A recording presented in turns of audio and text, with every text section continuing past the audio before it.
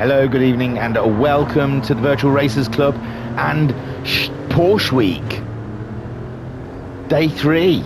And today we're looking at the Porsche 911 Carrera RS 964 1992. Made by Porsche in Germany in 1992. This was a road car, there you go. The engine code was M64-03. And its aspiration was naturally aspirated. It had a 3.6 litre engine and a flat 6 engine type.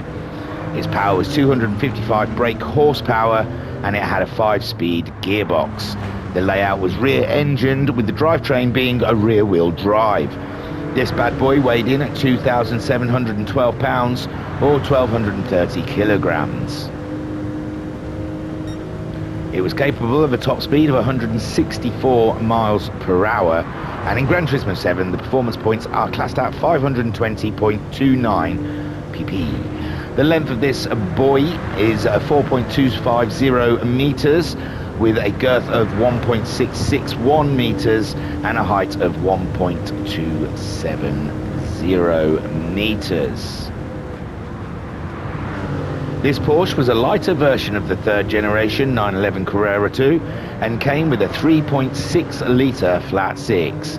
In 1989, Porsche introduced the Type 964, the third generation version of the popular 911. While the car featured approximately 80% new parts, it nevertheless stayed true to the elements that defined its all 911s before it. What was different about this one was that the first model offered Carrera 4 came equipped with a new 4-wheel drive system originally developed for the vaunted 959. The lighter 2-wheel drive version of the 964 called the Carrera 2 came a year later in 1990. All Type 964 911s came powered with an air-cooled flat 6 mounted aft of the rear wheels. With 3.6 litres of displacement, the Type 964 produced 246.5 horsepower, and that's 228.5 feet per pound. The Carrera RS was a performance model based on the Carrera 2 with a more rigid body structure and less weight, lighter by 265 pounds, 120 kilograms. Power was up to 256.4 horsepower, making this model a monster on the racetrack. A turbocharged 911 would appear later with a top-of-the-line Turbo S delivering a whopping 375.7 horsepower. Freeman Thomas, I quote, from the cafe. You go to the cafe, see the old bloke there waiting for you. The 964 RS is one of my favourite models. Why? Because it retains the original UR 911 shape and air-cooled flat 6. I like how visually pure it is and how it doesn't have any odd add-ons like a fixed rear wing. Also, it was Porsche's first cup car, a true successor to the 73 RS and the 74 RS 3 litre. If you ask me, you can immediately tell it apart from a normal 964 by looking at its shape and wheels. The 17-inch Cup 1 wheels on the 964 were made from aluminium. On the 964 RS, they are visually the same but wider and made from a lighter magnesium material. Today, they fall into the unobtainium category of material. This car was made available in standard colours like ruby stone red, signal green and maritime blue. The Spartan interiors were a standard black and the central trim sported bucket Recaro seats in a two-tone leather colour. There was a M001 Carrera Cup version, an M002 RS Touring version and an M003N GT1 Carrera RS.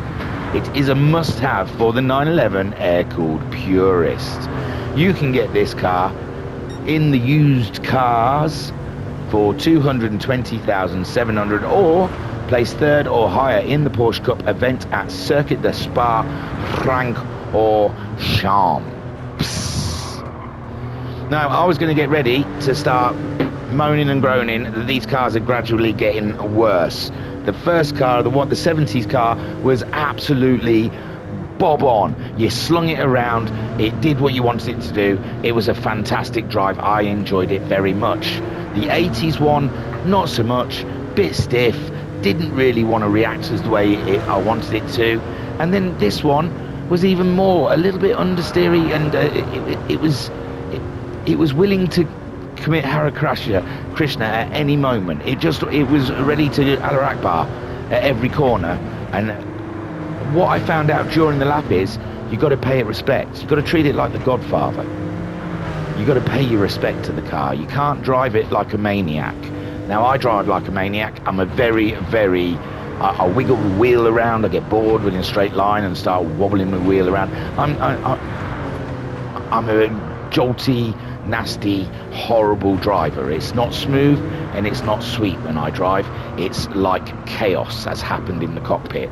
So this car needs smoothness. You drive this car smooth, I tell you, it delivers. So all you've got to do, if you've got one of these and you're finding it tricky to drive, smoothen it out, brethren. Just smoothen it out. Because this car delivers. When you drive it properly, brake a nice little early, drive through the corner, don't try and get the back end out. That's the mistakes I was making. I thought it was like its 1973 predecessor. I wanted that back end skating around every corner, but it's not that kind of car. It likes to be driven in a rational, reasonable way. And then you'll get some times out of it. That's what I believe anyway. I mean, it only took me half a lap to work that out. And then I smoothed out a little bit. I tried to be a little more relaxed behind the wheel, let the car do the work. And I found I was getting something back from the car. I was getting good feedback. I was getting positive feedback from the Porsche.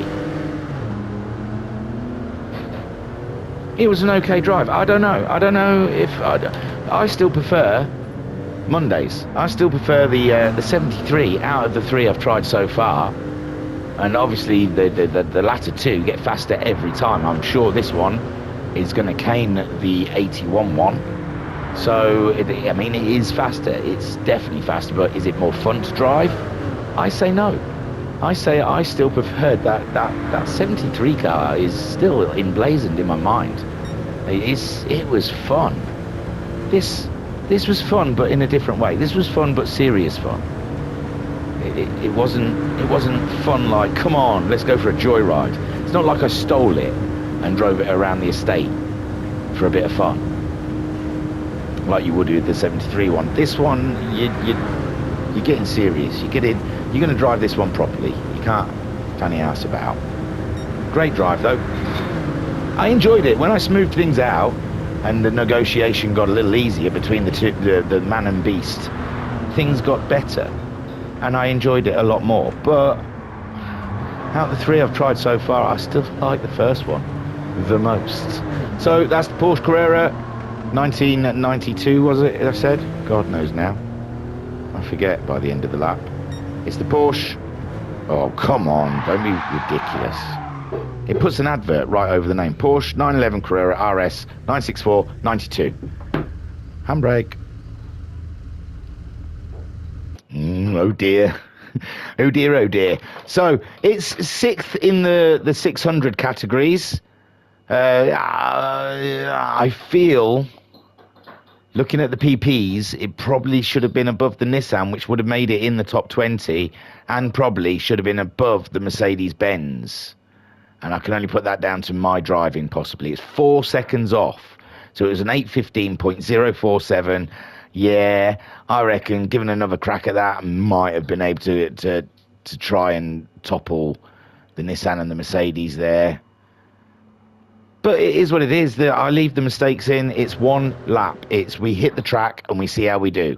And I try and drive with that sort of that fine edge of trying to keep it going and not make many mistakes. And the mistakes I do make, I leave, unless if I do a ridiculous super spin, I would restart, I imagine. But you know, the hitting the barrier here and there is fine. But sixth, which is 21st overall, just behind the Nissan Skyline GTR V-Spec. Actually, you know what? I secretly like that the Skyline beat the Porsche. So, yeah, day 3 of Porsche Week. Hit like and subscribe and all the share if you're enjoying this schnizzle. And check us out at the Virtual Racers Club. It's in the Abouts. Come in the Discord. Say hello. Tiru. Peace and love. Peace and love.